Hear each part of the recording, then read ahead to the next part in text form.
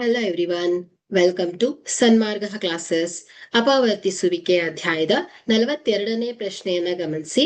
ಅಪವರ್ತಿಸಿ t² - 70 + 12. So ಇಲ್ಲಿ ನಮಗೆ ಗುಣಿಸಿದ್ರೆ 12 ಬರುವಂತದ್ದು.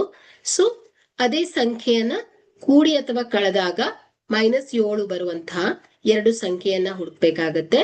ಸೊ ಇಲ್ಲಿ ನೋಡಿ, t² - 3t - 4t. So 3 4 add ಮಾಡಿದ್ರೆ 7 ಸಿಗತ್ತೆ. 3 4s 12 ಬರುತ್ತೆ.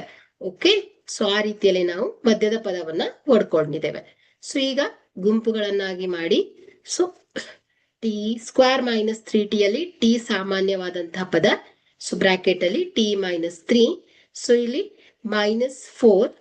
So t - 3.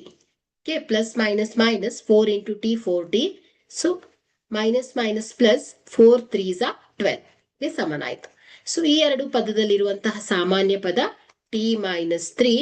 ಸೊ ಬ್ರಾಕೆಟ್ ಅಲ್ಲಿ t - 4. ಓಕೆ, ಸೊ ಹಾಗಾದ್ರೆ ಇದನ್ನು ಅಪವರ್ತಿಸಿದಾಗ ಸಿಗುವಂತದ್ದು t - 3 into t - 4.